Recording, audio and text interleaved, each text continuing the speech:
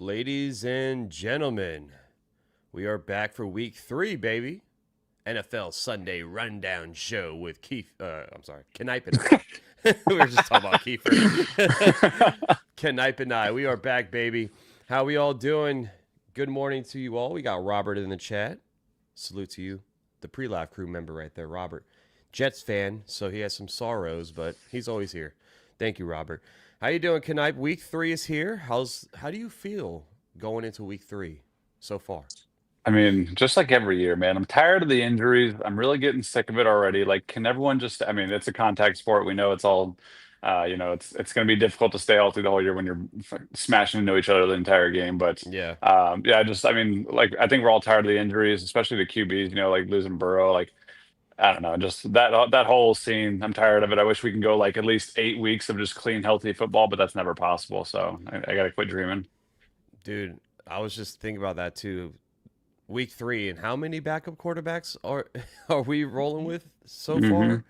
Damn, man. Yeah, that sucks for Joe Burrow, speed of recovery, but Andrew Luck 2.0, man. We are now officially in that conversation, sadly, because he's a good player, man. How do we do in week 2, though, is the question. Knipe got me by a game. He went 10-4. I went 9-5. We both lost the upset of the week. The Jags just can't beat Jake Browning, man. I thought I had it in the bag, Knipe. I was watching the Jags game with all my Jags buddies. You know how we are down here. Hmm. And they're losing their minds. The Jags just can't beat Jake Browning. It's insane. Um, you took the Titans. Want to elaborate to the folks in case they missed last week's show? Why on earth would you take the Titans to beat? Was it the Rams? I mean, you got to have some fun sometimes, and you got to go against the grain a little bit. I mean, I just eventually they're going to get their first win. Cam Ward's going to get his first dub. I just, was hoping, I guess, that it would be possible in his first. I think it was his home opener, right? Yeah, That would have been a cool way to start his career. I'm a big fan of Cam Ward.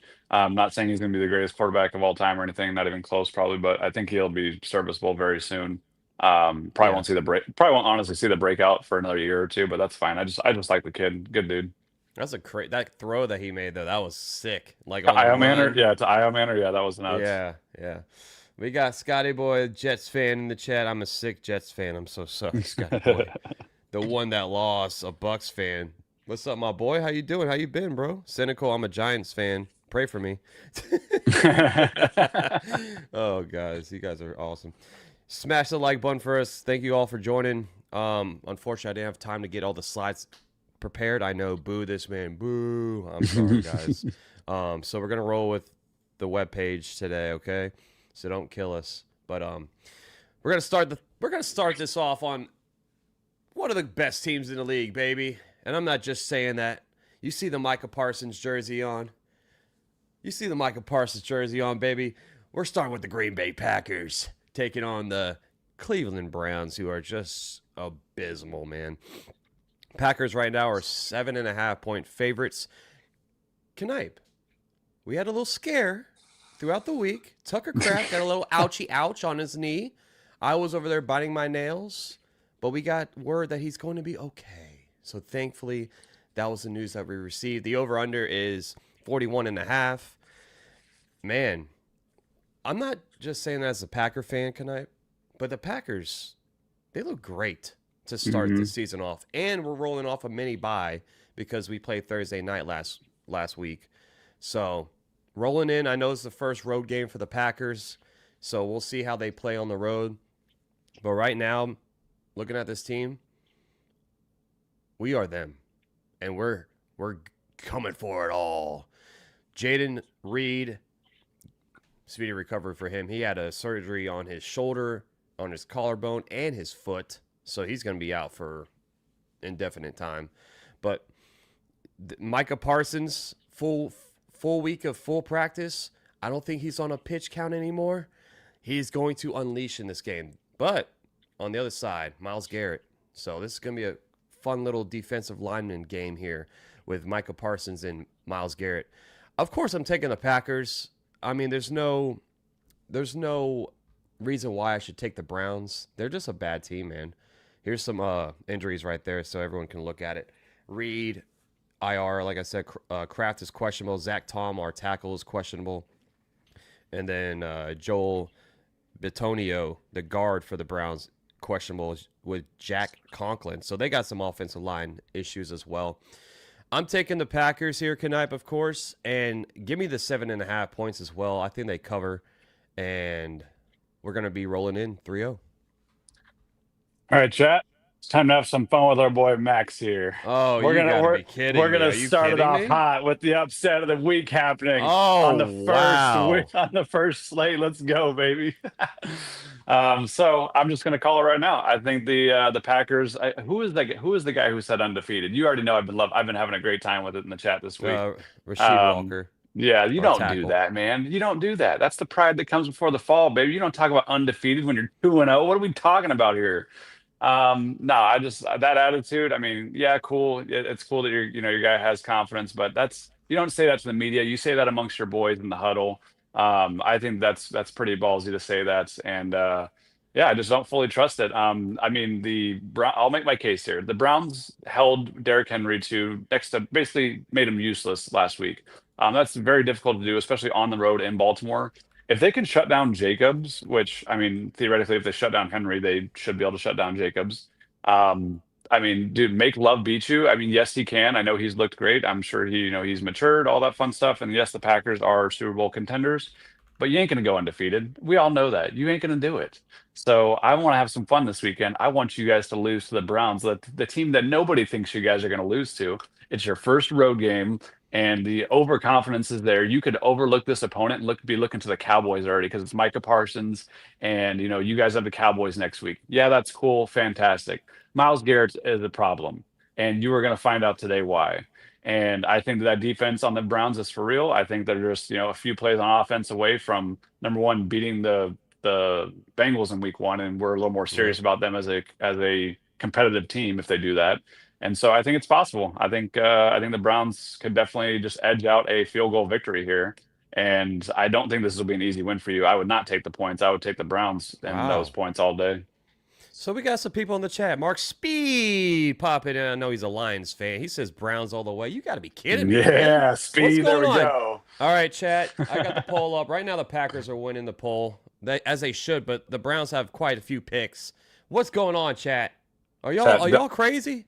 Don't bow down to Max's Packers. They will lose something. Pick the Browns. Let's make it happen. Sarah's in the chat. We got my boy Renault. What's up, my boy? Long time no see.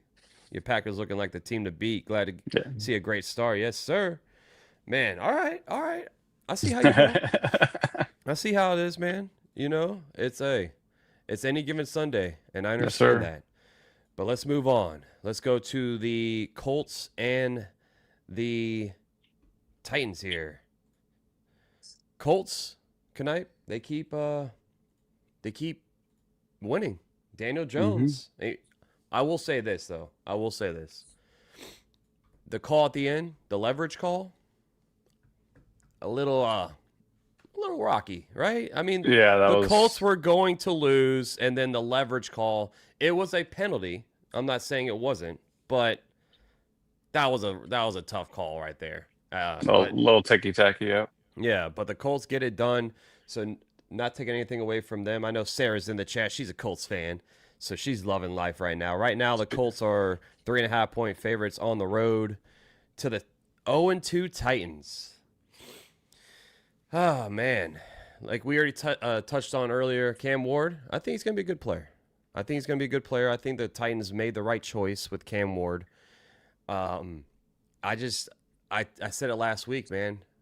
I just can't pick the Titans to win until they show me something. And they haven't shown me anything yet. It's not Cam Ward's fault. This is just a team that's, rebuilding. It's a rebuild era for the Titans. That being said, I took the Colts to go 0-2.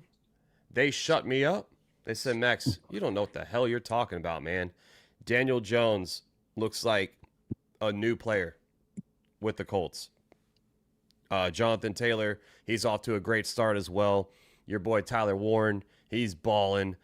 The Colts, they're going to get this done. On the road to the Titans, give me the Colts. They're 5.5-point favorite. Actually, I'm sorry. They were 3.5 to open up. Now they're 5.5. So even Vegas Vegas is saying, hold on, we messed up there. I should have got the open line. Dang. 43.5 is your over-under. I think the under hits. Give me the Colts winning by a touchdown here. Yeah, I can't imagine. There's a lot of divisional games today, and I can't imagine this is going to be like a high-scoring divisional game. I agree with you. I think under will almost for sure hit. If it doesn't, it's because the Colts kind of go crazy, in my opinion. But man, I want the Titans to get their first win so bad. I don't know why. I just don't. I mean, I just don't think. I know I did the upset of the week last week with them. Always trying to have some fun on the channel, but yeah, the Colts, until proven otherwise, they are for real. And Daniel Jones has looked awesome, so good for him. I think Steichen, at least sometimes there's just a quarterback coach duo that would just works together, like Kevin O'Connell and whoever he's basically got under center. But yeah, Daniel Jones looked awesome. Let's see if the Colts can keep it going, keep bleeding blue, and get my boy Tyler Warren some more fantasy points because I love that man. Oh, yeah. Foreshadowing, guys. If you're a fan of the show and you know what's coming at the end of the show, I think Tyler Warren's going to have a great day today. That's all I'm going to say. That's all I'm going to say. I do have one special thing to show Knipe though. So, Knipe, just give me 2 seconds here. I got something, and for everyone in the chat as well. I got something for you guys, because Oh yeah, we love you. We love you. That's the man. There. Oh, look at that throw! Better than Caleb Williams. This is our Colts. This is our team. We bleed blue. This is our Colts. Whether win or lose, we love them. For the shoe, beat the Titans. Hey, Cam Ward. Woo! This is our team. Go Colts. Yay! Keep it going, Seth. You are a star, man. Keep it going, buddy. Cam Ward, who? Oh man, what a good guy! What a great guy! All right, so we both on the Colts train. Everyone should be. I mean, the Titans, like I say, sorry, but just don't believe in you. We're moving on to the Bengals and the Vikings here. So the Vikings and the Bengals tonight both rolling a backup quarterback. Jake Browning versus Carson Wentz. J.J. McCarthy dealing with a knee sprain. We all know the toe injury for Joe Burrow. He just underwent surgery on that toe. That's like, what are the odds of that, man? The turf toe was that bad. You had to get surgery. Like, that's just the luck that Burrow has. Yeah, watching videos on like what it is too. Like, I mean, everyone kind of dives deeper once it's fantasy related, and that looks awful. Yeah, it's unfortunate, man. Unfortunate, but it's going to be an interesting game. So, the Bengals are 2-0 heading into today's game. Vikings, they lost. They're actually getting beat down by the Falcons. I said the Falcons were going to win, but I didn't expect them to beat them up like that. Right now, the spread is 3.5 for the Vikings at home. Excuse me. 42.5 is your over-under. This is a big question mark game with all the injuries. Burrow, Shamar Stewart's out as well. They have their guard, Lucas Patrick, on the IR. So their offensive line, we know the Bengals' offensive line has been stinky for the longest now. So some key injuries, big time for the Bengals. For the Vikings, Andrew Van Ginkel is still questionable with that concussion. Darrisaw is questionable. He's still looking to make his first start on the season. Harrison Smith is questionable as well. So some big names there, Damn, dude. How do we pick this game? How do we pick this game? I know where I'm going. I'm going to go with the Vikings. Here. They're at home. And I know Jake Browning, he might be one of the best backups in the league, honestly. He's a pretty good player. But I think the Vikings get it done today. No Aaron Jones as well. He's on the IR, so they're rolling with Jordan Mason in the backfield. Jettas and Carson Wentz. Let's see if they got some chemistry there. Give me the Vikings. They're at home. I think they're going to get it done. No. You're not done. You tell these people what you told me. Oh yeah. That is right. I completely lost track of my thought. Everyone, here's my bold prediction with this Vikings team. I think Carson Wentz is going to ball out. Kevin O'Connell, last season. He did this with Sam Darnold. Sam Darnold was just, left for dead. And then Kevin O'Connell came, and Sam Darnold was a complete different quarterback. I think that's going to happen with Carson Wentz. The resurgence of Carson Wentz is going to happen, and it's going to make it very tricky for the Vikings because when McCarthy is back healthy, does he get his job back? I don't think so. Carson Wentz time in Minnesota. Damn, super bold. This man thinks that McCarthy's done for the year. All right. Well, I love disagreeing with you, but I'm gonna have to take the home team here as well. I do think for like fantasy purposes, number one, I think Jamar Chase, like even though people are maybe obviously discouraged because of Browning, I don't think he should be. He's still gonna get peppered with targets. Plenty are gonna be catchable. Browning is not that bad of a backup quarterback.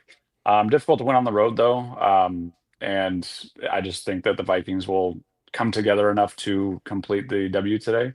I do think the over hits on like what did you say the over under was for the total points? 42.5. Yeah, I would take the over on that one. I think the offenses are going to kind of just keep chucking it. I think that Jefferson and Chase kind of just go ballistic today. I think both have over 100 yards with ease. I think both of them score. I don't know about T. Higgins. T. Higgins is the only one I'm kind of nervous about. I don't know. He's like a coin flip in my opinion, but I think Carson Wentz is still put together enough to make a win happen. I think there's going to be turnovers in this game. We all know that each side's going to turn the ball over. If there was turnover-free football in this game, that would shock the crap out of me. Yeah. But I think that's going to encourage the higher point total is the turnovers because I think teams will score off that. So let me get the Vikings to take care of business. Man, I mean, field goal win. It's tough to call like how much they're going to win by. I think it's going to be close. I mean, this is a tough game to pick, honestly, man. Like, we don't know what any of these teams are going to play like. Robert's saying, "Oh no, Max, don't say this. I have to go with the Bengals now." I'm sorry. It's just my thought. Scotty Boy doesn't believe me either. I mean, it couldn't happen. I could be crazy, but we gotta roll with the gut, and that's what I'm thinking right now. Moving on, let's go to the Steelers and the Patriots and Knipe. Both of these teams right now are hard to gauge. I'll say this because, first and foremost, the Dolphins are trash. Let me just say that because I'm done picking the Dolphins. We both you and I picked the Dolphins last week versus the Patriots. They're done. They're done. They lost again in Thursday Night Football. They're 0-3. I'm not picking the Dolphins anymore. I fell for the trap. I'm not doing it anymore. Moving on to this game, though. I took the Steelers last week because, man, Rodgers looking like old Rod. Look at that guy. Look at that guy. He's looking like old Rodgers in week 1, and then he comes back down to earth in week 2. Listen here, Knipe. The Steelers team, their defense, they allow 30-plus points in back-to-back games for the first time. I don't remember how long. That's not Steelers football. They can't run the ball. They can't stop the run. They can't stop anybody. This Steelers team I think they have a problem. And then they lose their guard, Max Sharping. He heads to the IR for a knee injury. So now their offensive line is banged up. Joey Porter's still out with his hamstring issue. It's just, man, the Steelers are just they're hurting right now, man. Patriots, Mike Vrabel and them, Drake May, I think I say it every week. Drake May, I think he's a stud, man. He's going to be a great player in this league for a long time. You know what? What's the score here? What's the over under? So right now the Patriots are underdogs by 1.5, so it's really a toss up in Vegas's eyes. Over under is 44.5. I'm taking the over because the Steelers just can't stop anybody. So, you know what I'm going to do, Knipe? I'm taking the Patriots. I'm taking the Patriots here. When I picked them in week 1, they lost. When I picked against them in week 2, they won. So who knows? But something's telling me the Patriots are going to get it done here. The Steelers, I just think they have too much problems going on right now. Yeah, there's a lot of issues going on with the Steelers. This is a very difficult game to pick because I feel like it's which defense do you think is going to just hold him one time? Because this should be a points galore in my opinion. Yeah. With the defenses, the way they're performing, the Patriots defense looks bad. So does the Steelers. I will say, I mean, I like both coaches. I think Tomlin just got to right the ship, right? Like, does Tomlin like Tomlin's always had a good defense. This is so weird for us. Yeah, Like, usually that's always their strength is the Steelers defense. And I mean, uh, it's man, I hard. just I want to see the Patriots keep improving, but they have not beat anybody that is difficult because they've only played the Raiders and the Dolphins. They beat the Dolphins barely. And the Dolphins had a chance to win. It's just Tua naturally threw an interception. Yep. I'm gonna take the Steelers. And only because the Patriots haven't really shown me that they're complete yet. They haven't shown me that they are anything to be fearful of. And obviously the Steelers haven't either, but the Steelers also have I mean, I'll trust Rodgers over May, even though I love Drake May. He's on Yeah. my fantasy team, all that good stuff. But I'll still trust Rodgers and Mike Tomlin. I'll pick that combo over Vrabel and May as of right now. Prove me otherwise. I mean, I hope you do. Throw 5 touchdowns, baby. We love it. Yeah, you got him on fantasy, so you're I hoping for know. that. Yeah. What's up, Demon D? We got one loss agreed. Oh, thanks, bro. Let's go. Patriots, okay. The chat, by the way, picked the Bengals to beat the Vikings. And right now, I mean, it's going to be a chuck fest like that. I feel like between the two quarterbacks, they're going to probably throw over 80 times. Like, yeah. Also, another key injury, man. Christian Gonzalez. When is he gonna play? Like 3 consecutive weeks out. yeah, So man, he's got that. He's got that sucks. contract. He's good. He's Oh chilling. yeah, that's true. Yeah, that's true. When you get paid, you start getting hurt. Moving on. I think that's gonna be a sneaky good game though. The Steelers and the Patriots. So Yeah. could be, could be It could one be of like those. how the Jets and the Patriots, or sorry, the Jets and the Steelers was week one. It could be that. I mean, we Yeah. hope because we love action in football. We love action Oh on yeah. red zone. So Oh yeah. This is gonna be a good game though. Rams taking on the Eagles. Rams 2-0. Eagles 2-0. The Chiefs are 0-2. Last week, let me just touch on that game real quick. How in the hell are the Chiefs this bad? Like, I I like don't get it, man. I called a lot of things last week, and that was another one that I called. I would just like to You point did out. call that. You're smart. If you listen to the show, people, Knipe is the brains. I'm just here for fun. I'm kidding. I'm still beating him by a game. And you did call that one. Dude, the Chiefs they don't have any weapons at all. It's Mahomes, and that's even Kelsey's dropping touchdowns, bro. Like, they don't have anyone. The Eagles won last week, Knipe, when Jalen Hurts threw for 101 yards. Mm-hmm. Just let that marinate real quick. Mm-hmm. How does that happen? My God, even Chris Jones is talking crap. He's like, you barely got 100 yards. And he's like, dude, we won the game, though. Like, that Yeah. just tells you how bad your team is if you lose a game when the opposing quarterback I'm only sorry. throws for That was 101. that was such a stupid thing to say at the end of the Yeah, line there. I Like, know. you only threw for 100 yards. Like, what? Chris, come on, bro. Like, you're a like 3-time Super Bowl champion, and you're gonna say some dumb stuff like that. Like, come on, bro. This game, though, Rams are 3.5-point underdogs on the road. Over-under is 45.5. Stafford and Puka Nakua, man, what a start to their season, dude. Puka Nakua is the real deal. Puka's man. awesome. Yeah, Puka's Yeah. he's so good. He is so good. Some O-line problems once again for the Rams. Steve Avila, doubtful with that ankle.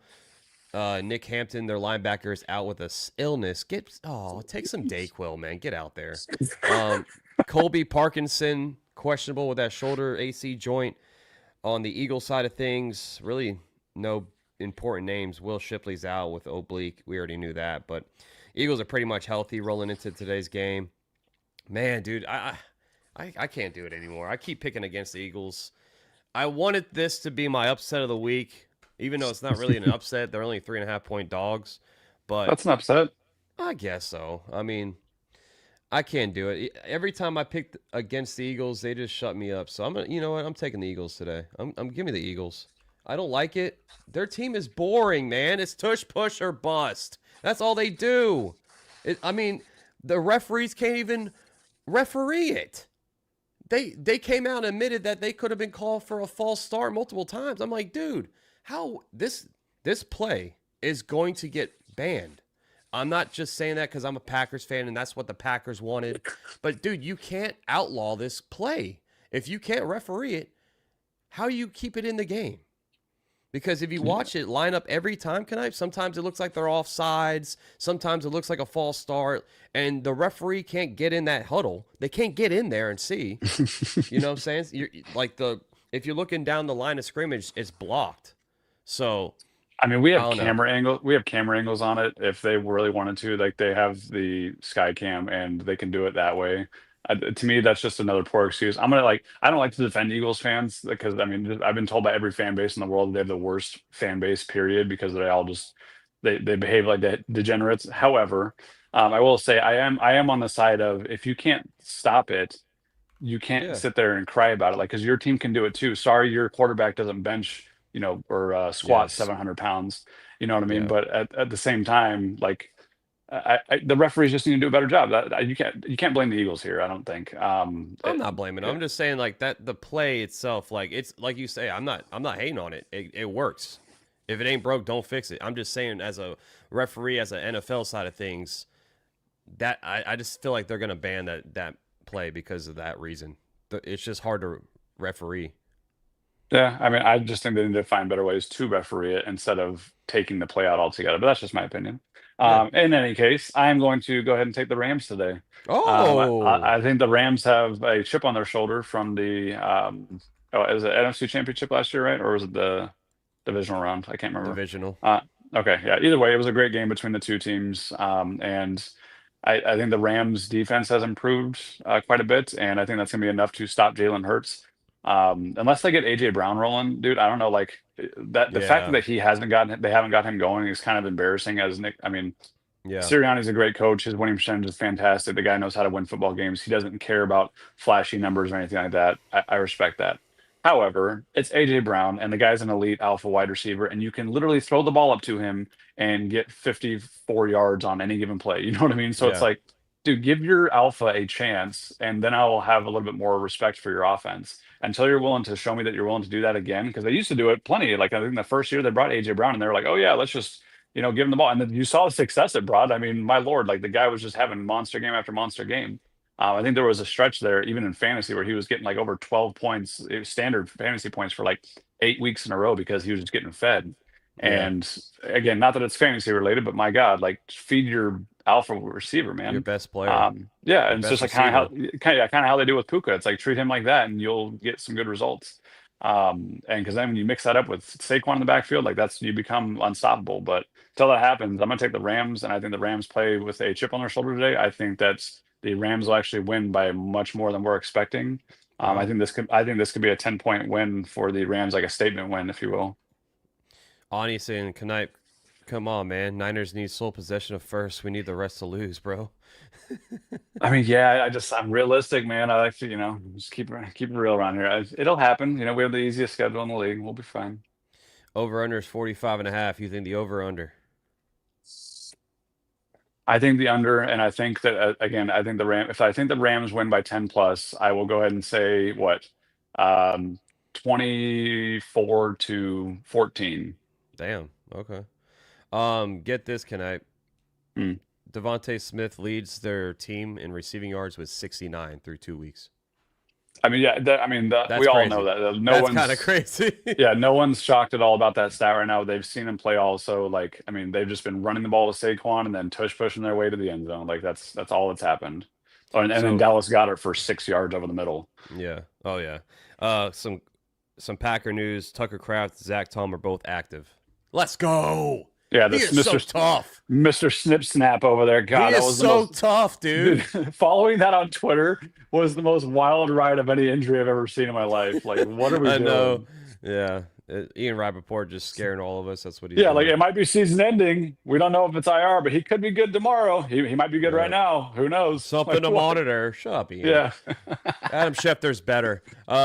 Let's move on to the Jets and everyone in the chat. We got Robert. Earmuffs, please. Jets are just awful, man. It's just like, God, when is this team going to be good again, dude? Never. Justin Fields out. It's Tyrod Taylor's season, baby. VTech Nation. Listen, dude, the Buccaneers, they're a great team. Your boy Igbuka is going to be playing, but he's on a snap count, which sucks because he's been electric in the first 2 weeks. I still think he's going to ball out, but right now the Jets are 6.5-point dogs on the road to the Bucs. Over/under is 42.5. Baker Mayfield, man, I got to give him some flowers. I got to give him some flowers. I got to give him some flowers, man. He's awesome. He is just a gamer. Like, and like he could pull the Geno Smith. They wrote him off, but he didn't write back. He didn't write back. Geno, you're writing back right now. Baker is still doing his thing, and he is, dude, what a story. Baker Mayfield, bro. Mm-hmm. Salute to you, man. The best clip in the NFL so far was when he writhed over in pain, ow, my ankle, ow, my leg, and then just immediately got up to talk crap to CJ. That was the best, dude. Yeah, dude, that was awesome. And then, he's just like, we don't take crap from anybody. So that's just, I like their offense a lot. Dude, they have weapons all over the field, and Chris Godwin's practicing again, so he's close to coming back. Baker Mayfield, Bucky Irving, Mike Evans, Igbuka, dude, they got weapons all over that offense. Mm-hmm. And their defense is nothing to slouch on either, man. So, like, the Bucs could be one of those, like, dark horse teams in the NFC that can, make a run for things. They have some bad news with their tackle, Luke Goedeke. I always mispronounce this guy's name. I don't know if I'm pronouncing it right or not. But he's on the IR now with his foot injury. Tristan Wirfs, again, is going to miss. He's close to coming back, I'm hearing as well. So they're going to get some help on the offensive line with Wirfs back. Give me the Bucs here, bro. I mean, the Jets, there's nothing really. Why would you pick the Jets? They have a backup. I'm not saying that to be mean, but they have a backup quarterback coming in here. It's the Bucs are just a superior team, man. Give me the Bucs and give me the points. I think they're going to cover the 6.5. Yeah, easily. It's hard to pick a backup quarterback on the road anytime that's a scenario for any team. Doesn't matter how good your weapons are. Because I love Breece Hall, I love Garrett Wilson. Those guys are very talented players. I just feel bad for them because I'm not gonna feel bad for Breece Hall here soon because he's gonna get a chance to be released into the freedom of the NFL free agency, which he well deserves. And yeah, the Bucs, man, like. Bucs are going to be that team that nobody wants to see in the playoffs, like including your team. Like, the Packers are great. The Packers are going to be fantastic.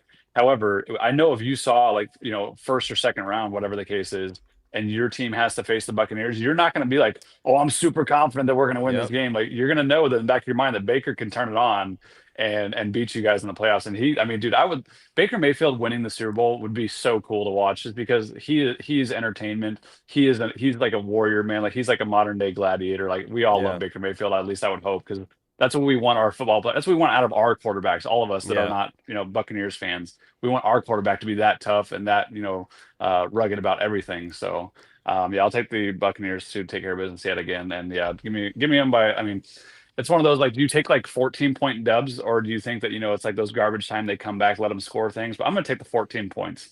Oh, 2 touchdowns. Okay. Mm-hmm. Yeah, I'm sorry, Robert. We're not being mean, man. I'll tell you that much. I'm not being mean to the. Oh, damn. Okay, can I yeah, it's hard to win with a back. I know Tyrod is. He's serviceable. He's proven that he can play, but he's a backup for a reason. Moving on to this game.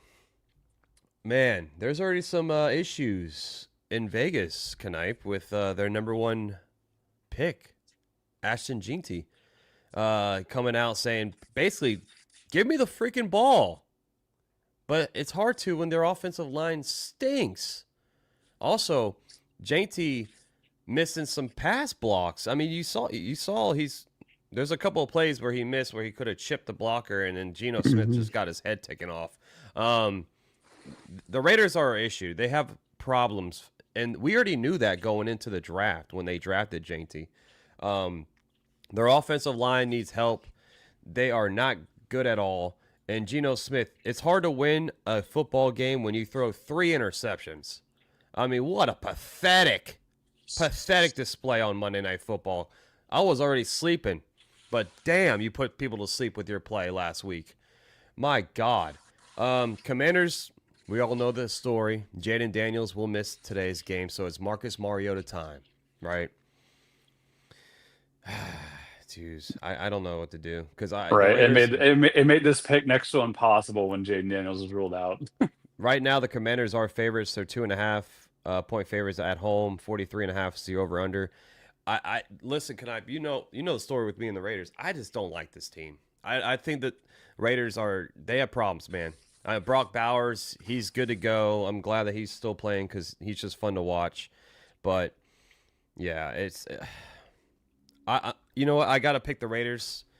Give me the Raiders here because I just don't know if Marcus Mariota and Washington can get it done without Jaden Daniels. Jaden Daniels, I mean, you saw what happened. I know there's weapons around Jaden Daniels, but the Commanders weren't good until Jaden Daniels became the quarterback.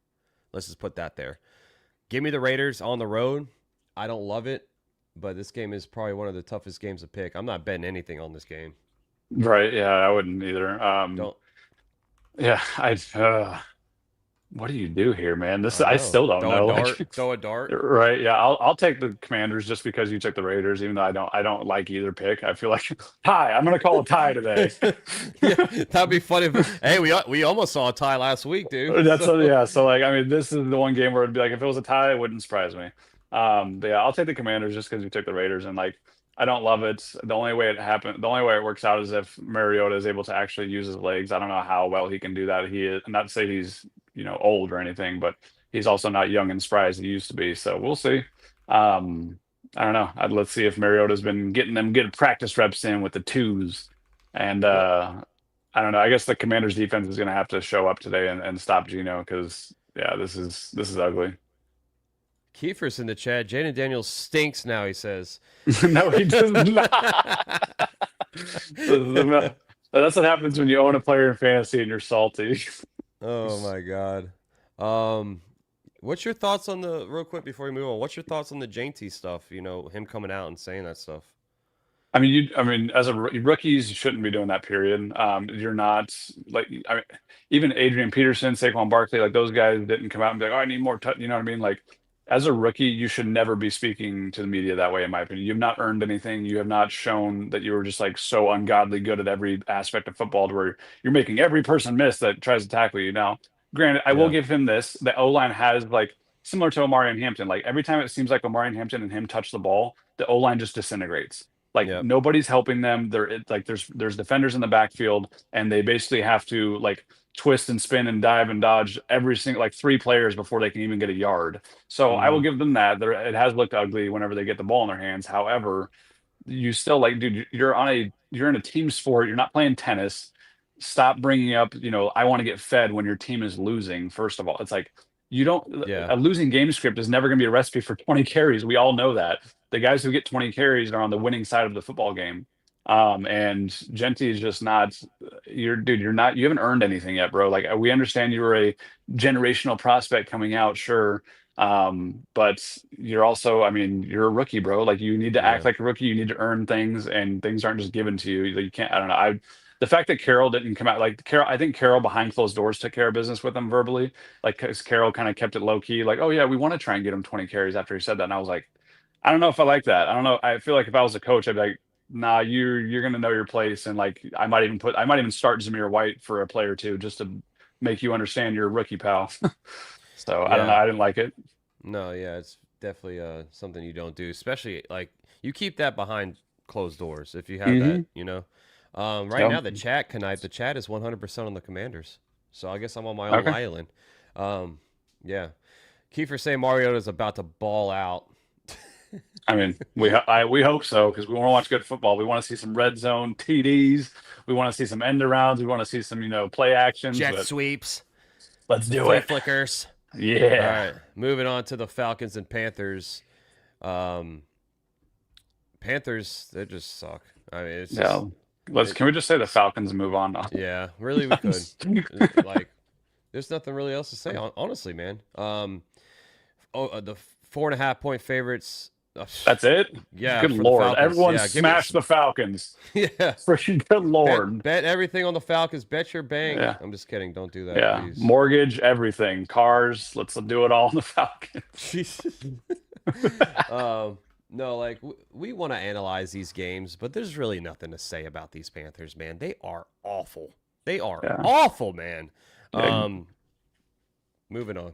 yeah. Give That's us some, really. give us something to talk about next week, Panthers. Give us some hope. And Kiefer's in the chat, so let's go to the Texans and Jags. Let's just get this over with too, huh? God, the Jags just can't beat Jake Browning. I mean, it's they should have been 2-0, Kiefer. He was so pissed. He was leaving our group chats and he was so pissed. The Texans are dogs on the road, 1.5, so that's basically like a toss-up game. 43.5 is your over/under. Little revenge game here, Knipe. Guess who's coming back to Jacksonville for the first time? Christian Kirk. And he is going to he's trying to, prove the Jags that they made a mistake trading him away.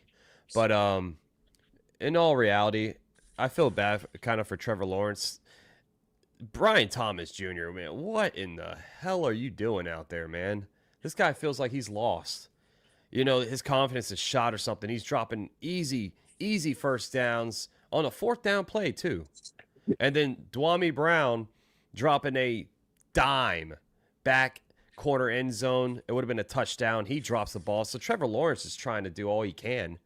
Yeah, he does miss some throws, and it's not all, it's not, I can't give him a pass. He does make mistakes. I mean, the pick shouldn't happen. But, we saw a little bit of some turmoil with Liam Cohen and Trevor Lawrence. Trevor Lawrence waving him off, saying, dude, shut up.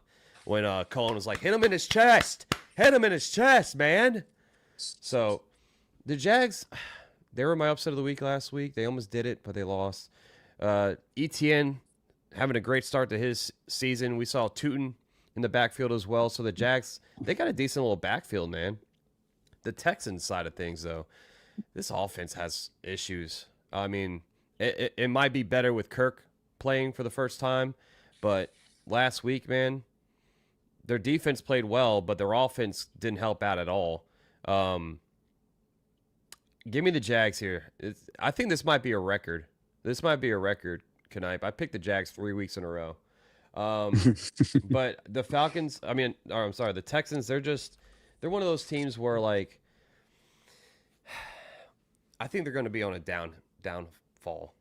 Nico Collins is still there, but I don't think they have enough weapons, and their offensive line is an issue too. So give me the Jags here at home. Yeah, this one to me was tough when I was like initially thinking about it. The more I continue to be like, man, how do I think this game flow will end up? I'm gonna say I'm in love with the home team this week. I will pick the Jags as well. I also I know divisional games. I'm sure that these guys, they have each other's number. They're very familiar with each other. It's time for something new to happen. I don't think the Jags have done any dog walking in a while, and I like to call my dog walks. And we're gonna say the Jags are gonna dominate today. I think things are gonna start coming together. I do like Liam Cohen's offense. I think he is a good play caller. I think that's he's better than what they have had. It's not as vanilla as everything used to be. Tootin and ETN look awesome back there. Tootin does look like he is gonna emerge as like a just say an every down threat, if you will, whenever he's in there. Yeah. Which it's awesome. It's awesome to have two backs like that because not only can Tootin can run and catch, and so can ETN, which is that's a huge versatility point for your backfield. Which I think that's going to alleviate a lot of stress for Trevor today. I think that there'll be some screens taken to the house, maybe one by Tootin. But okay. yeah, I respect the Texans defense. They do have a good defense. But at the end of the day, I think the Jags will take care of business on this Sunday. Especially coming after that ugly loss. Like they're pissed, you know what I mean? Like the Jags are irritated, they're pissed off. They're like, dude, we just lost to Jake Browning again. And Yeah. I think that they're hungry. They want to get right. They know it's a get right week. I'm sure that they all had a come to Jesus meeting, especially between Cohen and Lawrence. And Stroud just does not look anything like what I thought he would in year 3. Maybe year 4, when they improve the offensive line, he'll start looking a little bit better. But I think the Texans desperately need a good offseason this coming offseason to be competitors next year. Because they need, obviously, the O-line's the biggest thing. Their defense looks fine. Their defense can compete with, in my opinion, basically anybody. It's just a matter of that offense, giving Stroud enough time to hopefully not blow it. But I mean, he just hasn't been consistent, man. The guy, he shows flashes. We've all seen it, where he's just shown flashes of greatness, but then he'll back it up with, just wildly off target throws, just out of sync. And I mean, I know Trevor does the same thing, but I'll take the home team to take care of business today, and I'm going to call my 13-point victory for the Jags. Oh, okay.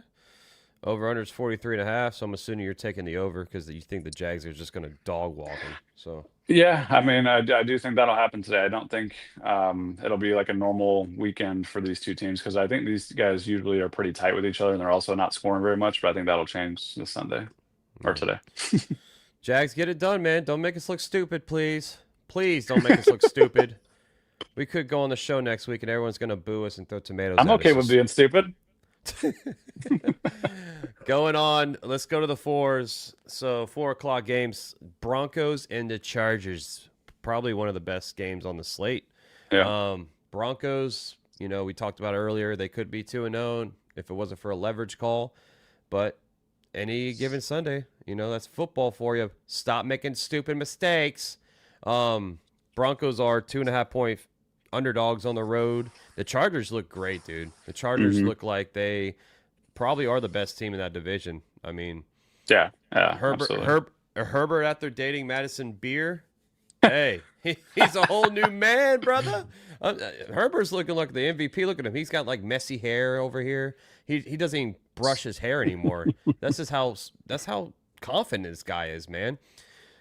Knipe, though, I know this guy is hurting your feelings. Hampton, what's up with the run game? What's up with the run game for the Chargers, though? Well, I mean, first off, they are the number one team in pass rate over expectation. So I honestly think that Roman and Harbaugh gotten their little RVs this year, went on a little road trip and was like, hey, man, what if we just switched it up?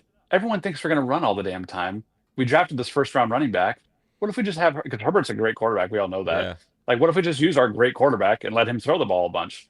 Cool. Sounds good, Greg. That's kind of what I honestly think happened. Like, I feel like they're like, hey, like everyone always thinks we're going to run the ball, 95 times a game. Let's mix it up and let's put them on their toes. Which I mean, I can't really disrespect it. It's working and you're 2-0. So, yeah, it sucks for Hampton and I hate it for fantasy, but if they're winning, I'm not going to say it's not working because it is. Yeah. I want to Dr. Van's not in the chat, but he did shout this guy out. You remember week 1, Troy Franklin. For his Broncos. Yeah. He shouted him out. He said, watch out for him. He's a sleeper. And he's been balling, dude. So hats off to Dr. Van. He goes to the training camps and stuff, so he knows a little intel on the Broncos. A little revenge game again. J.K. Dobbins going back to his former team last year. He's like, you threw me away like a bag of trash. So maybe J.K. Dobbins is going to make them pay. That being said, dude, Bo Nix, he needs to stop making those mistakes, stop throwing those picks. He's in that Drake May. I believe in Bo Nix. I believe in Drake May. I think both those guys are going to be studs in this league for a long time.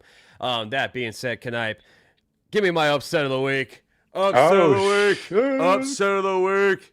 Broncos will win this game because one thing that happens in football, Knipe, and this might be a conspiracy, but they're not going to have the Chargers go 3-0.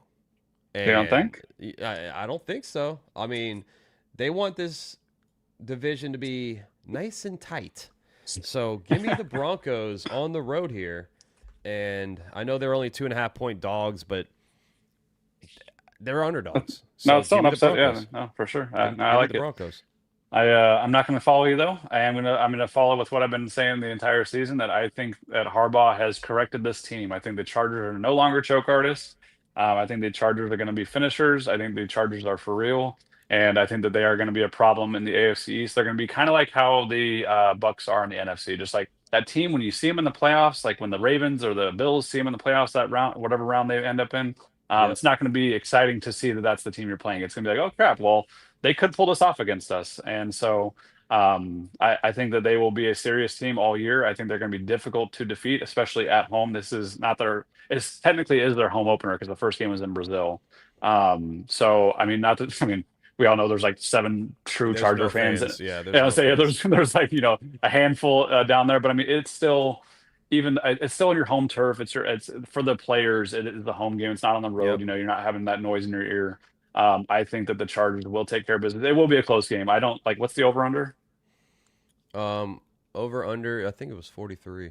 Yes, I would take the under on. 45 and a half. Yeah, I would smash the under on this one. I think there's no shot in hell that it gets to over 45. Maybe there is, but I mean, I think both defenses can stop the other offense just because familiarization and yeah, I just think the Chargers will end up victorious though by like 6 points, a couple field goals maybe.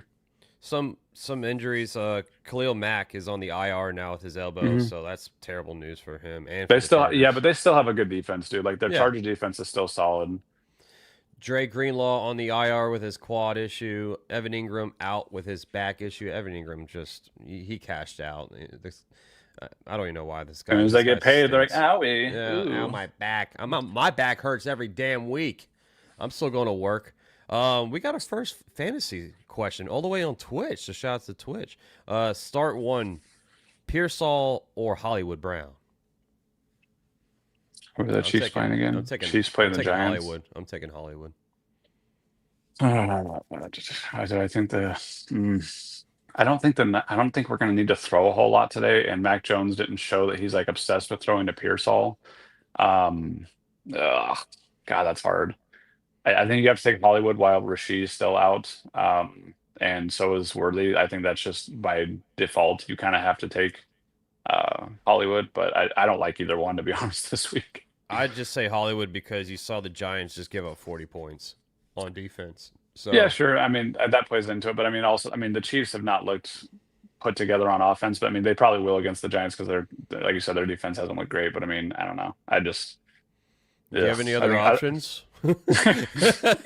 How's your waiver wire looking? Can you stream somebody? Go get Troy Franklin. I'm sure Troy Franklin might be available. Yeah, that'd be a sweet pickup. Not in our league though. God, No, can't get anybody. Never. Just scraping the bottom of the barrel. We have another shout out to Twitch. Follow on Twitch, everybody. Start three: Breece Hall, Jordan Mason, Travis Etienne, and Josh Jacobs. Mine would be Etienne, Jacobs, and Mason. Yeah, so Jacobs is so impossible to sit, right? Because he has scored. He's scored in what 10, 11 straight games. Yeah, something games. stupid. Which, God, I'm gonna be the overthinker of the group here and say sit Jacobs, even though it's gonna feel disgusting. It's gonna feel wrong. What? Dude, they just held Henry to 23 yards at an away game. Like that is not. How do you do that? Like that's impossible in my opinion. And they just held him, and I don't.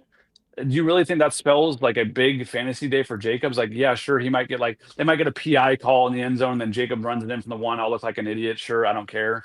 But overall, I'm not confident starting Jacobs this week. You guys already know my take on the Browns game. I don't think it's going to be a big offensive game whatsoever.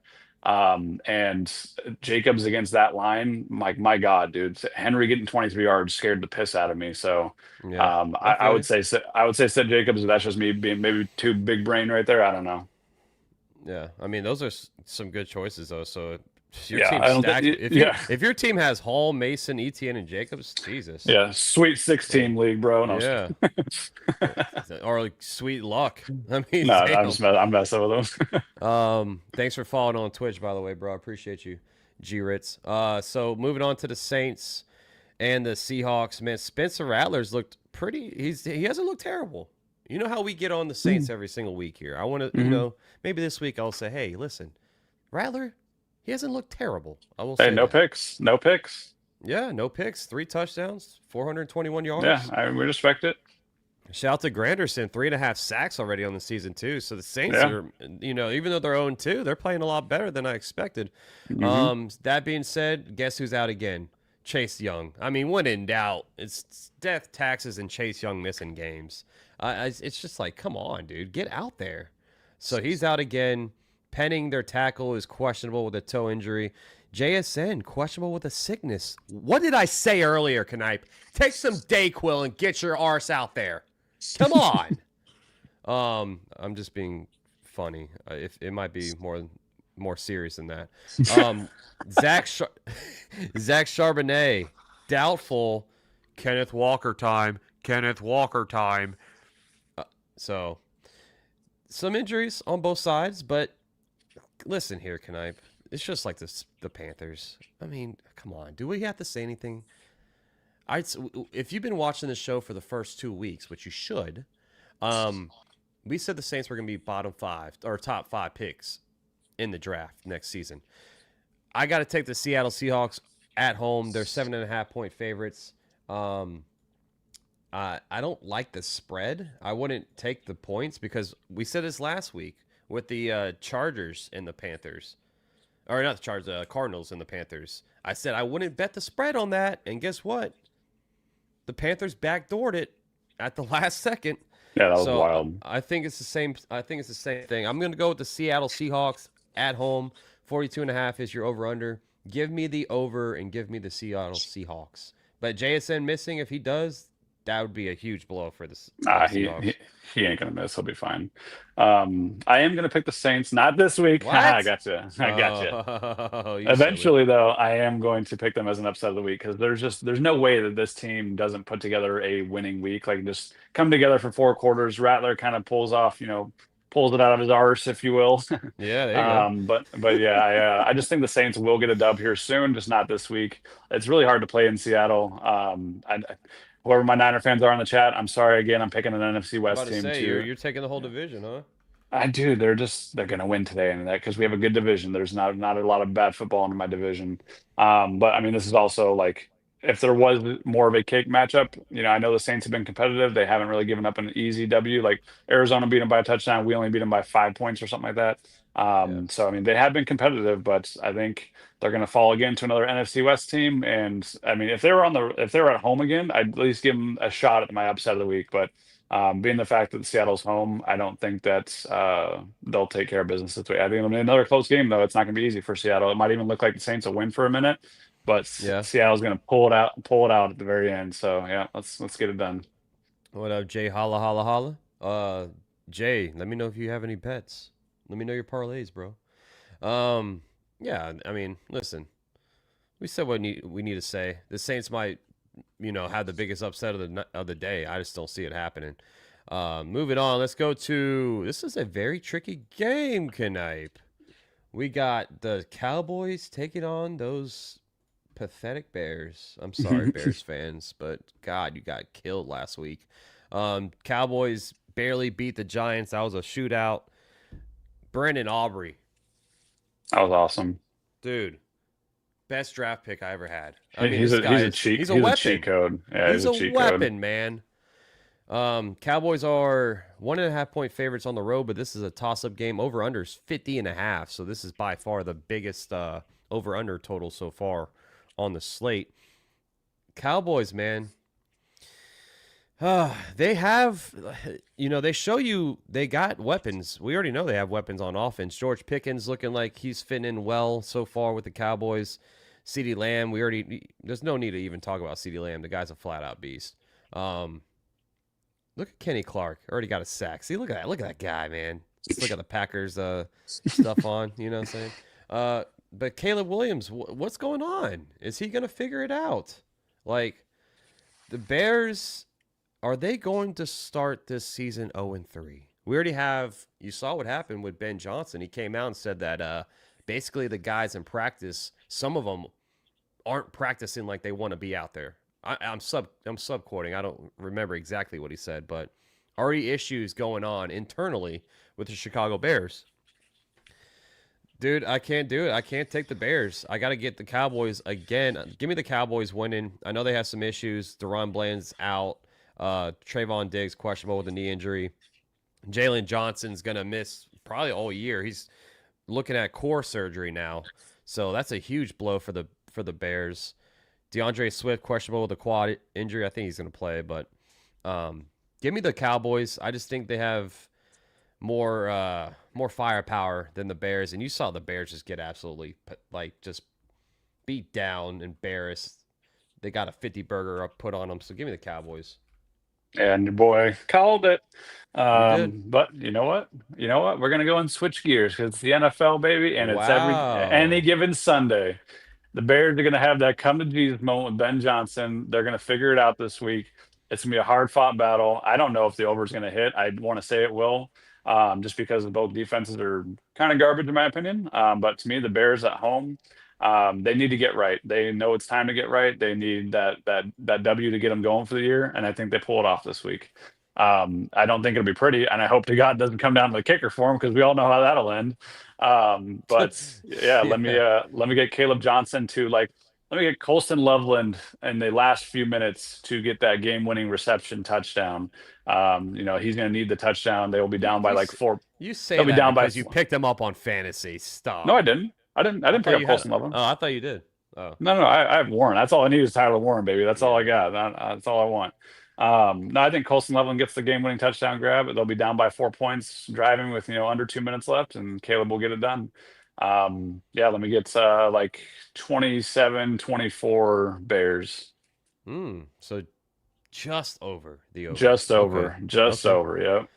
What's up, Pringle? He's a Cowboys fan. He says, the disrespect, Cowboys win, bet the money line. I did. Bet it and forget it. Go Cowboys, says Pringle. What's up, my boy? I got your Cowboys winning this week, but it would make me smile if I see the Bears go 0-3. It really would. But let's move on. I think that's going to be a nice fantasy game, though. No, I'm terrified. I'm playing against CeeDee Lamb, dude. I'm so terrified. Yeah, I'm screwed. That's a 30 burger waiting to. That's a 30 burger waiting to happen. For real. Moving on to the Cardinals and your Niners. I like to give you the floor for your Niners, so talk to us. You got 2-0 teams going head-to-head here. Yeah, but anyone who's been watching the games knows that the Cardinals might be the ugliest 2-0 team in the league right now. I'm not saying we're that much prettier, but we also have way more injuries than they do. Like, our skill position guys are out right now. Theirs aren't, and they've had just some really ugly wins. They've looked bad against the Saints and the Panthers. They've had no competition so far. This is our home opener. If we lose this game, that'll almost be embarrassing in my opinion. Even though we do have Mac Jones starting, so that makes me slightly nervous just because turnovers happen with backups. But Brock Purdy, it sounds like, should only miss this. He's potentially could be like our emergency quarterback today, which I doubt that Kyle's going to risk that, and I'm sure Mac Jones won't come out of the game. Mac Jones he'll be fine. I think he'll be just fine today. He'll be serviceable enough. It won't be an easy win, but we need to take care of business today, especially being the home opener. I think our defense will show up and prove that the Cardinals kind of are not looking as good as we all think they do, because they're the one team in the league that should not be 2-0 right now, in my opinion. If they were playing basically any other two teams besides the Saints and the Panthers, they would not be 2-0 right now. Welcome to the real world. We are the real world against these guys. And we're going to take care of business on the home opener side, and I'll take the 4-point victory this week. Okay. Real quick before I give you my take, Joe is asking PPR for the flex: Brian Thomas Jr. or J.K. Dobbins? I mean, if it's PPR, dude, you got to get the guy who's going to be fed targets upon targets because he's not right now. I mean, I know he's playing Stingley. That's what scares me. Yeah, and I mean, hey, it takes one broken coverage play. It also just takes a confidence boost. Like, they could just get him open on some slants to where Stingley's not going to have a chance again. Like, dude, BTJ is so elite. You know what I mean? Let's not get it twisted. He's not like all of a sudden just a bad player. We all know how good he can be. Dobbins is probably the higher bet for the touchdown score, but if it's PPR, I mean, I'd be hard pressed to take a running back who doesn't catch the ball versus a guy who's going to get potentially 12 to 15 targets. It's very hard to not put that in your lineup. So I'll say BTJ on my end. I would say BTJ too. It does scare me about Stingley, but yeah, it's PPR. I would just always kind of lean towards a receiver or a pass catching running back. I do think Dobbins could have a good game, but I think, like you said, BTJ, he's a good player. He's going to get it right. It's just a slow start for him mentally. But Trevor Lawrence still trusts him. So, I mean, I think BTJ is a good option there. Going back to the Niners and Cardinals game, it's a tough game to pick, man. Good point that you said that the Cardinals are 2-0 because they beat the Saints and the Panthers. So they're wiping up on the cellar dweller teams. But God, you guys have Mac Jones. What's up, kitty? This cat every single episode. Simba says hi, by the way. Simba's over here sleeping. Dude, no one wants to see your butt. All right, come on. Do I do it? Mac Jones. He doesn't look terrible. He's like one of the. No, Throw I'm the not. shade. I'm not. Throw the shade. Do it. I'm not gonna do it. I'm taking the Wow, Niners. I'm taking the spineless. Niners. I know. I'm Spineless. scared. I am scared. Okay. You know, Spencer Jones or Mac Jones.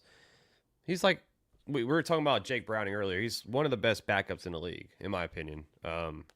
And you said it's your home opener. I think the Levi Stadium is going to be rocking and rolling. I think the Niners get it done. Over under is 43.5. I want to say the under will hit, but give me the Niners. I'm taking your boys. That's right. Why. I don't know why. That's right. So far, I picked them all 3 weeks. Oh, stop flexing on us.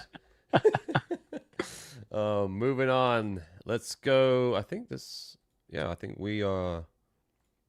Sunday game is the next one on the docket. So let's see. Yes, it is. The Chiefs and the Giants. We're going to touch on the Sunday night games before we get into the fantasy side of things. The Giants stink. Listen, Russell Wilson, he threw for 450 yards and they still lost. I mean, that's insane, man. Half of New York wanted Jackson Dart over Russ after week 1, and then Russ comes out there and balls out and drops 450 yards. And I know he threw that pick at the end, but it's that defense is atrocious. Their offensive line is just a problem. They got it. Is Andrew Thomas back yet? They have to get him back. I think it looked like he was. Yeah, he'd probably play on like limited snap count this week. They got to get him back. I forgot the backup for him, but he had like 5 penalties in one drive. Just good for him. Yeah. What are you doing out there? Did you see that play where he smacked the? That was like hilarious. What the hell? I sent that to the chat this morning. I didn't even notice that during the game. That was hilarious. Like, what are you doing, my guy? Yeah, like Jesus, just take the dude's head off. Right. Worthy is out. Like, listen, the Chiefs, they're not. Both of these teams are not good to start the season. The Chiefs, we already touched on it earlier. They have problems all over their offense as well. It's Mahomes. Look at that. Mahomes is the rushing leader and the passing leader, of course. Hey, it's good for me fantasy wise. I didn't expect to draft the next Michael Vick, but Patrick Mahomes is over there running around like crazy. So they have no running game. They have no weapons other than Hollywood Brown and Kelsey. I mean, it's a problem. Their defense played good last week against the Eagles, only let up 20 points, but their offense has to get it going. Right now, the Chiefs are 6.5 point favorites on the road. Over under is 44.5. Give me the over on this game, and give me the Chiefs, man. I can't pick the Giants. I just can't. Like, hopefully they'll figure it out for all my Giants fans in the chat, but for right now, I don't think I said this last week. I don't think there's a world they go 0-2. They did. I don't think there's any world they go 0-3. Like, if they go 0-3, there might be some major changes coming for Kansas City. Welcome to reality, baby. It's happening. Oh. I've been calling the Chiefs downfall. I called it last week. Oh man, it's gonna be so sweet when it's gonna be so sweet when they lose on Sunday Night Football. Wow, we're all tired of them. Get out of my face, Patrick Mahomes. Your reign is over. Well, no, probably not. He'll probably end up being a winner, I'm sure, down the line. But yeah, not this week, pal. I think I think the stinky poo-poo start is going to continue. I think that the Giants are going to win at home this Sunday Night Football. I mean, they showed they got some grit in them. They showed they got some dog, you know what I mean, when they fought the Cowboys on the road. I mean, yeah, the Cowboys defense is nothing to write home about, but and the Chiefs do have a good defense. However, I just don't believe in the offense of the Kansas City Chiefs whatsoever right now. I think they're not going to score enough to. I mean, this is going to be a low scoring. I would smash the under on this game. I think this is going to be an ugly football game. I think this is going to be an all defensive, battle. And I think the Giants' defensive line is going to make the difference. I think Patrick Mahomes will get sacked 4+ times Sunday Night Football tonight. So let me get them Giants to win 17-14, and Patrick Mahomes goes crying and 0-3, baby. Damn! If that happens, please go get a scratch off or something. Moving on Monday night real quick. We'll give you the picks. It's a great Monday night football game. I'll be streaming this game, baby. Lions on the road to the Ravens. They're 4.5 point dogs versus the Ravens. Over under is 53.5. My God, So that's the highest all week. That is crazy. I don't think I've seen a over under that high in a long time, dude. Mhm. Listen, man, Lamar Jackson right now, he's the front runner for MVP. I know it's only 2 weeks, but right now Lamar Jackson's just he's unbelievable, man. He really is, Mhm. Knipe. Like I think aside from all my Packers players, he's my favorite player to watch. Like Lamar Jackson is just so damn good. Derrick Henry, you touched on it earlier. He only had like 23 yards in week 2. That's going to change. He's going to be back to King Henry this week. Lions said, hey, I know week 1 we lost to the Packers. I mean, we did blow them out, dominate them. Only, you know what I'm saying? That's what we do. They put up 50 points in week 2 and say, hold up, stop the panic button. We're still the Lions. And Amon-Ra St. Brown went crazy. So if you like offense, this will be your game. But give me the Ravens here at home. I love that Ravens team, dude. And I know the Lions. This is gonna be a good game. Give me the Lions to cover that 4.5, but give me the Ravens to win. Yeah, man, it'll be so hard to root against, or not root against, but pick against the Ravens when they're at home for a primetime game, and especially when it's got a lot at stake. But you know what? Isn't that kind of the same scenario that they just lost to the Bills in? And isn't that kind of the same scenario that they lose in the playoffs every single freaking year? Is when the lights are bright and the Yeah, that pressure's is. on. And that kind of just seems like a recipe for Dan Campbell to come in and make another statement victory. Let's go ahead and pick them Lions to take care of business on the road, baby. Let's go ahead and pick them Lions to take care of business and shock the world, because I'm sure all the money, all the thoughts will be on the Ravens. There's no way the Ravens lose this game. There's no way Derrick Henry doesn't run for 100 after he just, got stuffed on every single run he just had. The Lions are not a joke team. They're not easy to beat. They're not. I am okay with picking an upsets of this caliber on a primetime game, because primetime and when the lights are bright, I think Goff has just not saying he's looked better than Lamar, but Lamar just, dude, I mean, he does choke when the lights are the brightest, and this is the big one. I mean, I know they put up 40 against the Bills and still lost. However, Yeah. man, this is gonna be an awesome game. I think this is great for our last primetime game of the week. This is gonna be fantastic, and I think we're all excited to Yeah. get off work on Monday and go home and watch this, because yeah, there should be some fireworks in this game. But let me get the Lions to win by a field goal, man. I think this is gonna be an awesome game, and I think the Lions will pull out a crazy victory. Ravens have some key injuries on defense too. Kyle Van Noy out with that hamstring. I can't say this guy's name correctly. I'm gonna butcher it. You got it. Namandi Madubuike. But he is their leader in sacks. He's their tackle. He's out. I'm so sorry. I know how man. to say his last name. It's Say Matabuike, but it's Madubuike. Matabuike. Yep, Okay. but I don't know his first. I don't know how to say his first name. Well, thanks for making me look embarrassed in front of It's all right. 18 people. Yeah. Yeah, so it's gonna be a good game. Give me the Ravens though. Moving on, let's go to the fantasy side of things here on the show. So if you like winning, if you like fantasy football, this is the part of the show for all of you beautiful people. I'm listen, I'm not gonna toot my own horn. I'm on a roll with DraftKings so far. Mhm. Like my line, other than Justin Fields crapping the bed last week, my lineup went off again. So let's keep it rolling here. Quarterback, Knight. There's a lot of great choices, we all know, but you see all the red. There's some injuries as well. But dude, I noticed that one player was mispriced here, and his name is Drake May. 5.3 thousand for Drake May. He's coming off a 26-point game against the Dolphins and a 16-point game against the Raiders. So if he scores even in the middle of that, give me 20. I'll take it. And we already touched on how bad the defense has been for the Steelers. Drake May can really do some damage. I think that 5.3 is just a misprint. I think it's a bad price tag. Good for us, bad for DraftKings. Give me Drake May as my quarterback to start the party.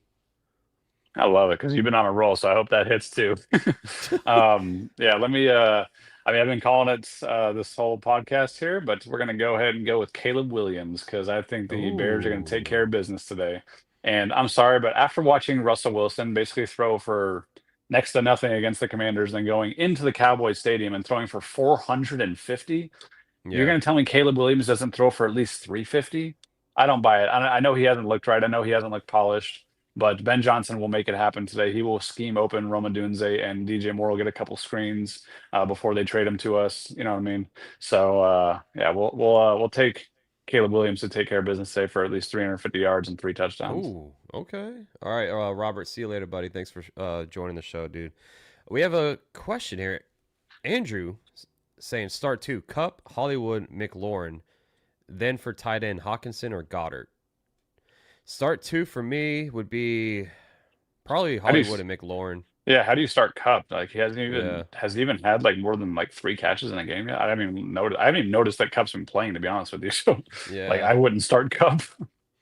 Yeah, I'd probably go with Hollywood and McLaurin. For tight end, I'd probably take Goddard. I just don't know how Carson Wentz is going to be with his. Yeah, Hawkinson could be his like security blanket, but Goddard, it's a toss-up. Hawkinson has been invisible so far this year too, which I mean, I know that like now naturally that'll mean Cup and Hawkinson will have a fucking great day out of nowhere. Yeah, it's fantasy, so it could happen. Yeah, but I agree with Max here. I would say Goddard and then McLaurin and whoever the Hollywood. Yeah, Hollywood. Jonathan's asking Dobbs or Mooney. I would say Dobbs because Jaden Reed's out. The Packers receivers is a question mark every week. Who's going to be the guy that's going to go off, But without Jaden Reed, Dobbs should see more targets. Yeah. And, well, think about the game script, too. We always want to think about game script and game flow whenever we think about fantasy players. So, like I've been saying this even if Jacobs has an okay day, like he's not going to go off. We all know he's not going to rush for 150 yards and 2 touchdowns. That's not going to happen inside the Brown Stadium. The Packers probably will be forced to throw the ball. Like Max just alluded to, they have some other injuries on offense. And also the Panthers are going to just be a run funnel the entire game. They're going to the Falcons will probably just rush the ball with Algier and Bijan pretty much all game, just like they did against the Vikings. I'm terrified of that because I have Drake London. I wouldn't start I have to start Drake London because I'm in a 14-team league. If I had the flexibility to get rid of Drake London out of my starting lineup, I would, because I don't think he'll get more than 4 or 5 targets today. I don't think it's going to be anything special. I'm going to trade him to me. I don't want to trade him. No, I just think it's a terrible matchup for this week. Yeah. And it's just like it's disheartening because it's like you want to play those studs because Mooney is probably like overall has a higher ceiling than Dobbs in my opinion, because the target share is like it's a little more secure. it's like a little more tight down there. It's basically just London and Mooney, Pitts. Pitts has been okay, but like there's less mouths to feed on the receiving end of the ball in the Falcons offense than the Packers. Packers spread the ball everywhere. But for this week, I think the Packers will be forced to throw it, so I would say Dobbs. Jason saying Drake, Swift, or Caleb and Myers. You talking about Drake May? I'm assuming he means Drake May or Caleb Williams. I would take Caleb Williams all day. Like that to me is not even close. I know you like May this week. I have May starting my team, but like if I had Caleb, I would take Caleb this week. I just think that the Cowboys are. I agree. I'd probably go with the Caleb and Myers because I like Myers more than Swift. And Caleb is not I think May and Caleb are like almost on the same level. I just prefer Myers over Swift. Are you talking he said okay, gotcha. Yeah. I think he means Drake May or Caleb Williams. That's what I think. Yeah, I think you're right. Yeah.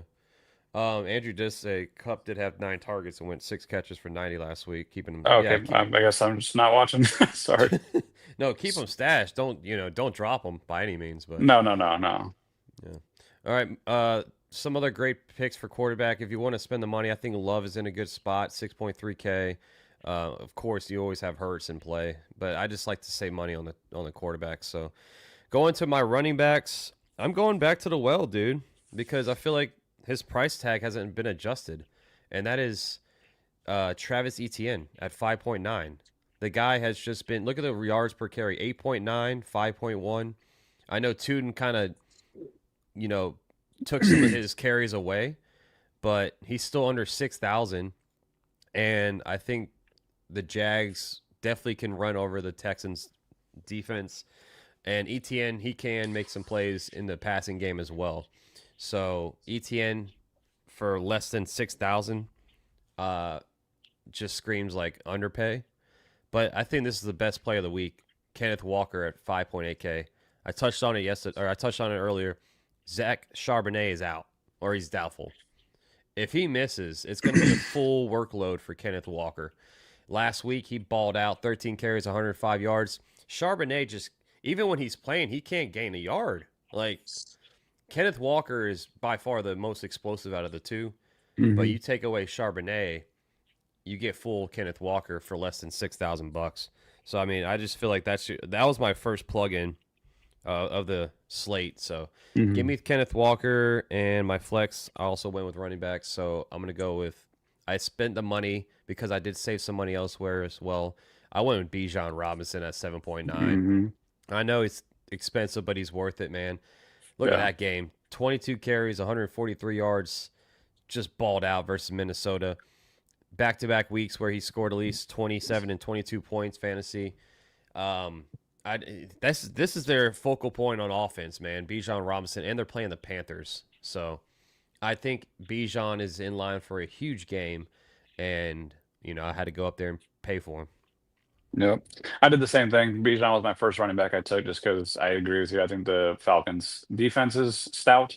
I think that they're going to be in a running game script from get-go. I don't think like the Panthers jump out ahead and then they have to catch up or anything. Yeah. So I think Bijan was, and even if they did, Bijan's still an awesome receiver. So it's he's kind of he's bulletproof pick.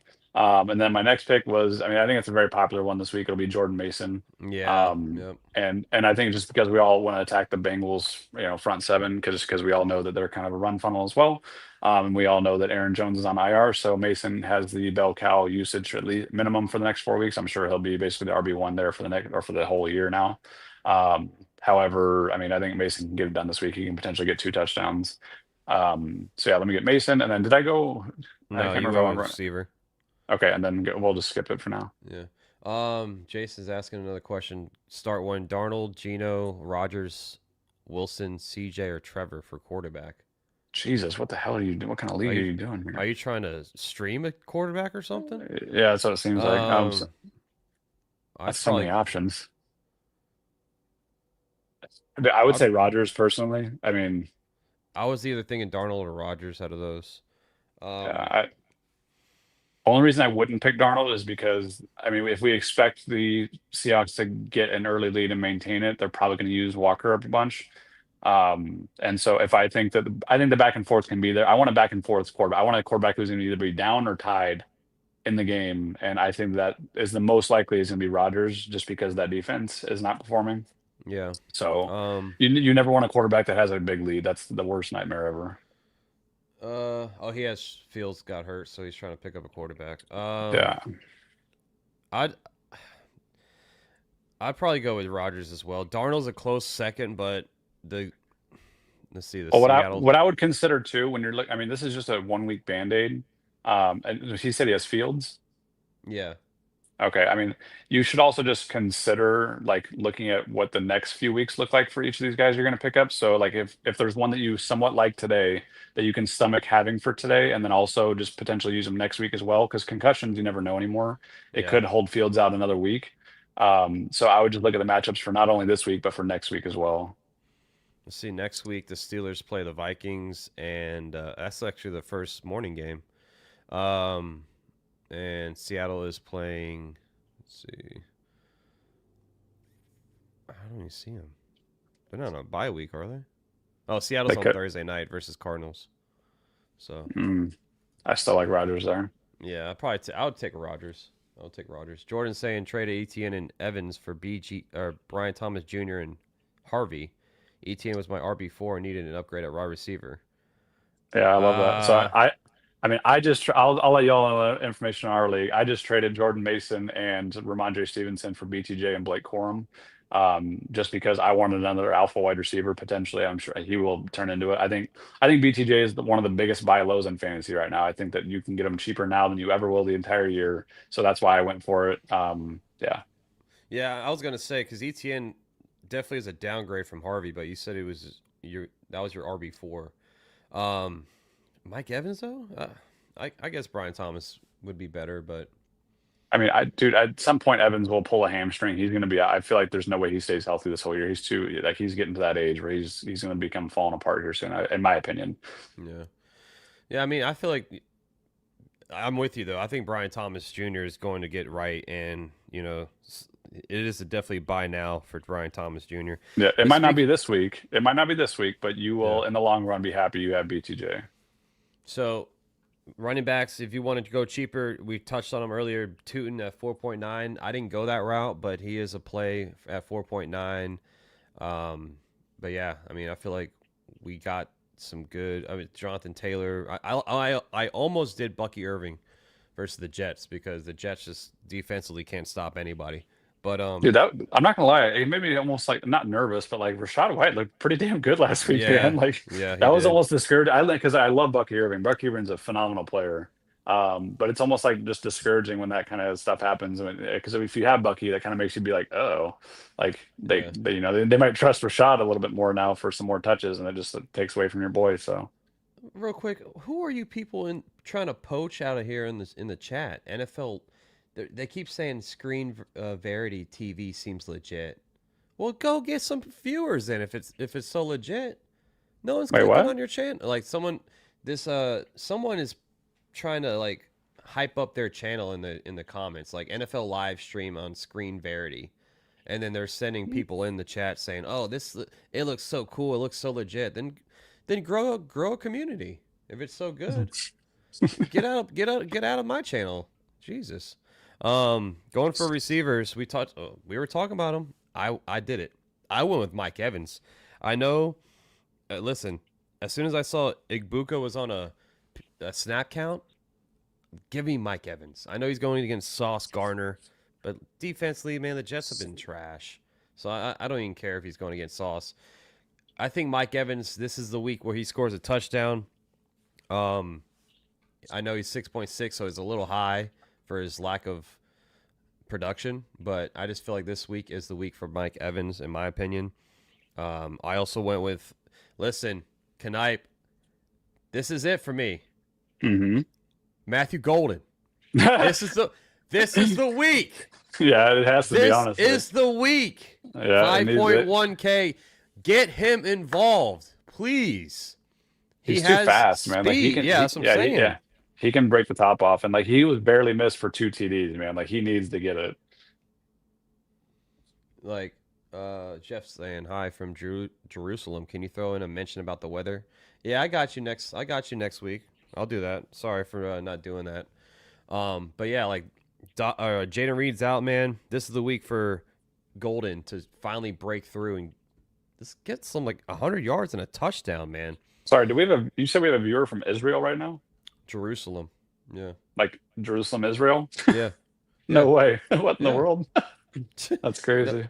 Dude, I get them all the time, bro. That's cool. The Philippines is one of my international shout out, baby. Yes, sir. Shout out to Jerusalem, baby. For my other receiver, I went with Back to the Well because he's just underpriced. Roma Dunze at 5.3. Like this guy he's criminal. He's the clear number one right now in Chicago. 11 targets last week, 9 targets in week 1.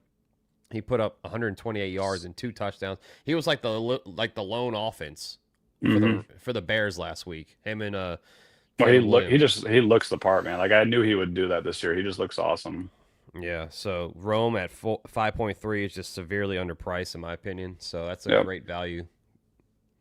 Yeah. So spoiler alert, I also took Rome because I usually stack the quarterback with a wide receiver. I know I didn't 1 week so far this year, but I did this week. Caleb and Roma Dunze this week in a shootout environment. I love it.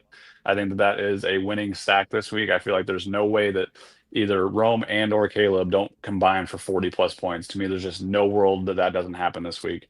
Outside of injury, of course. Yeah. And then for my other wide receivers, do you want to let me know? I can't remember which route I went. Oh yeah, obviously, yeah. So that same game script. I think both teams are gonna be throwing a ton. Neither running back is like overly like. Well, I mean, I know Javonte has been playing above his like what we thought he would. However, to me, this is a throwing environment for both teams. CD is an animal. We all know that. There's not really much you got to say for CD. And then who was my next one? You got Jettas. You pay some top dollar for some receivers Yeah, this I week. mean, it's the only thing that made me nervous about going this route was if I think Mason's going to hit, it's hard to envision. It's always difficult to stack a running back and wide receiver.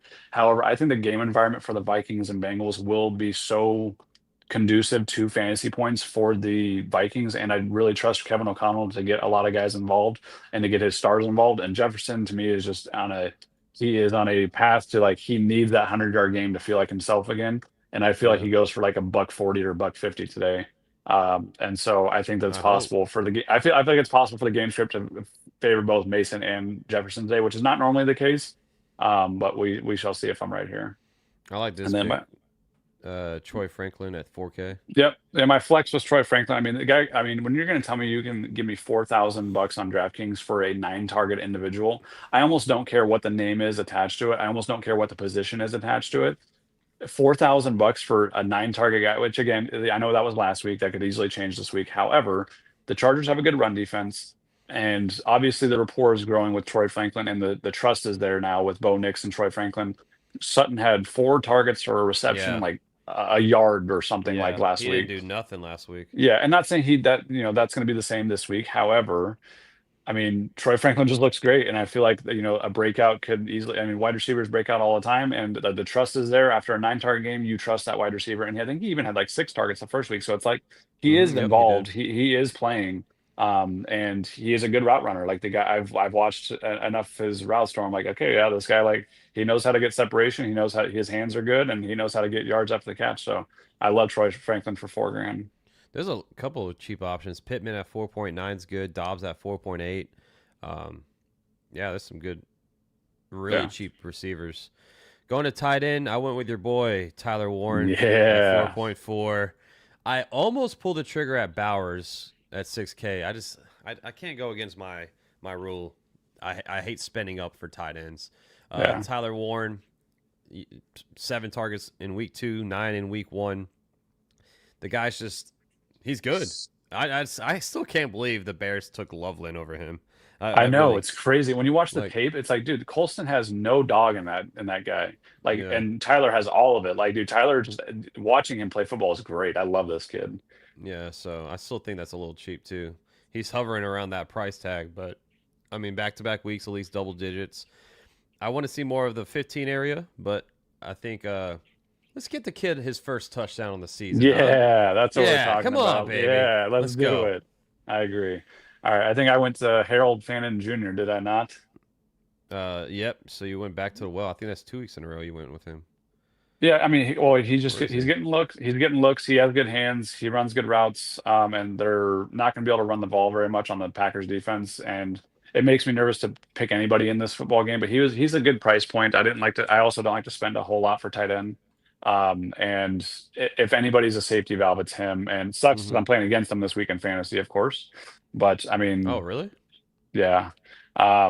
But not the end of the world. I don't know if he'll score a touchdown, but I could easily see him getting 65, 70 yards on 6 catches. Another guy I almost had in was Juwan Johnson. He's just really involved in the Saints offense. 9 Yeah, targets very and- involved. Yeah, so if you want to go down, I would probably go to Juwan Johnson at 3.9, but I almost went that route, but I chose Warren because I just feel like Warren's a better player. For my defense, I went up. I don't do this ever. I paid for the most highest price defense, 3.7 for the Packers. Listen, this might bite me in the arse because usually when I do pay up for a defense, they always give me 7 points or something and ice my whole lineup. But I feel like the Packers defense is legit. Like, not even, I know fantasy wise, they only put up 10 and 5, but back-to-back weeks, they held the opposing team to under 300 yards for the first time since 1995. So the Packers defense is legit. Let's get some turnovers, man. That's one thing the Packers haven't really got. They got 1 pick against Golf, but not a lot of turnovers so far. So that's why fantasy-wise they haven't really put up the numbers. But I think they're in a good spot versus the Browns team that's just offensively is just weak. Well, you know what I did. I know where you went. You know what I So, did. You went to I the went with them bottom. Cleveland Browns. I went to the very bottom. I was like, ooh, my upset of the week is the They're defense? gonna do this. They're gonna do that -3. They're gonna have -3 today. You think so? No way, dude. It's not going to be that high No. scoring at all. It won't be that high scoring. I'm just going to hope for that one-off like fumble stick because Miles Garrett can make anything happen, and it just takes one play to make it like as long as I mean if your defense can pull out a miracle TD, it almost doesn't matter how many points they allow that week. And hey, maybe he makes Jordan Love fumble the ball and they take it to the house. Who knows? I mean, I doubt it, but I also am gonna. Like I said, I think that he gets sacked plenty of times today, and not like anything crazy, not like 7 or 8, but I think like 3 to 4 sacks and a potential for a turnover or two from Jordan Love. Because, dude, Jordan Love for a while there Wow. was looking like a turnover machine when he was forced to throw. And I think that could happen again because he's the first game on the road, man. I think it's going to be a reality check for y'all. So disrespectful. I know. I love I'm nice. I'm nice to your team. it. Well, we got the Micah Parsons jersey on. He's going to have a good game. All right, everyone. There you go. You're ready. You're ready for week 3. Good luck to your fantasy. Good luck to your favorite team, unless you're the Bears, Lions, and Vikings fan. Good luck to everybody, man. Knight, last words before we head out? Hey, man, grab your beer, grab your chips. Let's have some fun. Get some TDs. Let's go, baby. All right, y'all. See you next week. We're going to figure out because that's the first Sunday where it's London. So 9:30 game is on Sunday. So we'll figure out when we'll do the show for next week. But thank you for joining. We're out of here. Peace. Go Pack Go.